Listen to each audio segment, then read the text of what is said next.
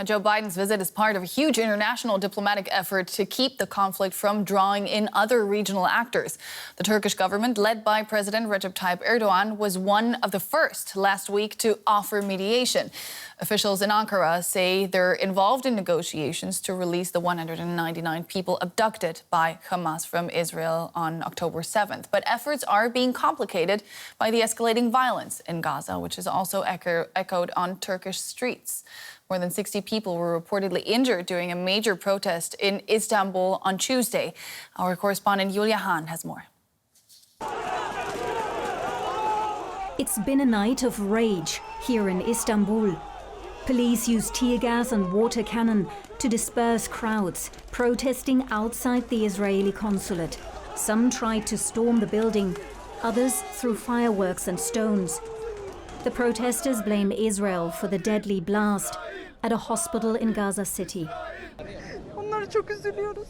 We feel deeply sorry for the Palestinians. They are not alone. We are with them. People are being killed in hospital, women and children. You gotta wake up. The Palestinian people have been struggling for the last 70 years, and you turn a blind eye on them. Turkish President Recep Tayyip Erdogan was also quick to assign blame. He called the hospital blast, quote, the latest example of Israel's attacks, devoid of the most basic human values. Meanwhile, the Israeli military says it can prove that a rocket launched by the Palestinian militant group Islamic Jihad is to blame. Islamic Jihad was responsible. In any case, consequences for ties between Turkey and Israel could be dire. We did an immediate review. Recently, Erdogan has been working to repair relations with Israel, which have long suffered from his support for the Palestinians. A few weeks ago, at the UN General Assembly in New York, he even met Prime Minister Benjamin Netanyahu in person for the first time. But now, the fragile rapprochement could be over. What we're starting to see increasingly is Erdogan and the government of Turkey taking a very strong anti-Israeli position, to the extent that I think Erdogan is more interested in abandoning this so-called lukewarm rapprochement, which was never credible and realistic to begin with.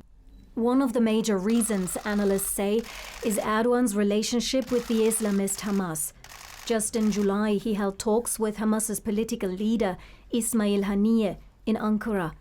The two men have met many times over the years, and Israel has accused Turkey of providing a safe haven to members of the group. During his more than 2 decades in power, Erdogan has always been a fervent supporter of the Palestinian cause, and it resonates well with many here in Turkey. To this day, he refuses to classify Hamas as a terrorist organization, unlike most of his Western allies. Along with Iran and Qatar, Turkey is a central actor that enables Hamas's activities on an international scale. You know, Erdogan moved systematically to essentially ensure that Hamas found office space, diplomatic recognition, and harboring of Hamas leaders and operators inside of Turkey. Following Hamas's atrocities in Israel on October 7th, Erdogan has been trying to use his ties with the militant group to play a mediating role. Turkish officials say they are negotiating the release of hostages held by Hamas in the Gaza Strip. But how much influence does Erdogan's government have?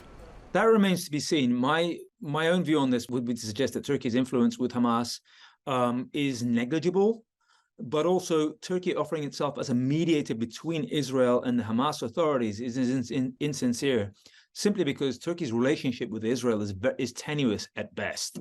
The Israeli government and Israeli authorities do not trust the intentions of Erdogan. While pro-Palestinian groups are calling for more protests in the coming days, Israel has told its citizens to leave Turkey immediately amid fears of reprisal attacks.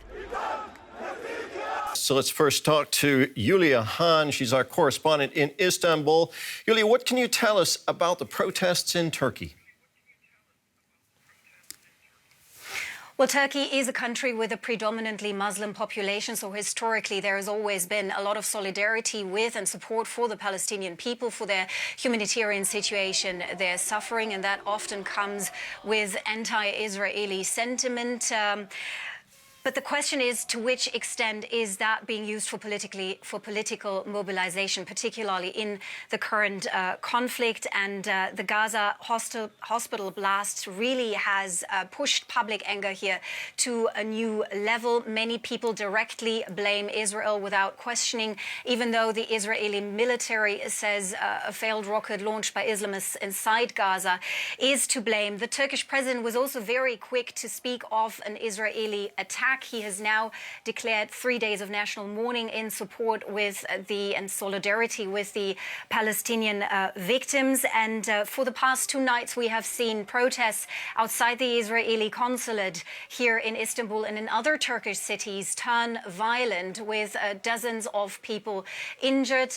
During many of these protests, you can also hear outspoken support for Hamas, and the Israeli government has issued a new travel warning for Turkey, calling on its citizens to leave the country as soon as possible. So tensions are running very high. And amidst this, the Turkish government has offered to mediate in the conflict between Israel and Hamas. Given what you've just told me, the protests and the statements that the government's been making, would the Turkish government be regarded as an honest broker, as a fair mediator? Well, Turkish President Erdogan, you have to know, even though he's been recently trying to mend long-strained ties with Israel, he has always been a fervent supporter of the Palestinian cause, and he does not consider Hamas as a terrorist organization, unlike most of his Western allies in the US, the EU. That being said, yes, he was one of the first leaders to offer mediation. There have been many diplomatic calls with regional and global leaders. The Turkish government is calling for a humanitarian ceasefire, and they say they are negotiating with Hamas for the release of hostages held by the Islamists inside the Gaza Strip. But as you just said, analysts I spoke with have doubts, first of all, over how much influence Turkey really has over Hamas, if you compare it to, for example, to Qatar or Iran. And then, of course, the second big question, since this conflict now is casting a huge shadow over Turkish-Israeli relations, do the Israelis, the Israeli government, do they consider Turkey to be an honest broker? And there are doubts, as you mentioned. Yulia, thank you very much. That was our correspondent, Yulia Hahn, in Istanbul.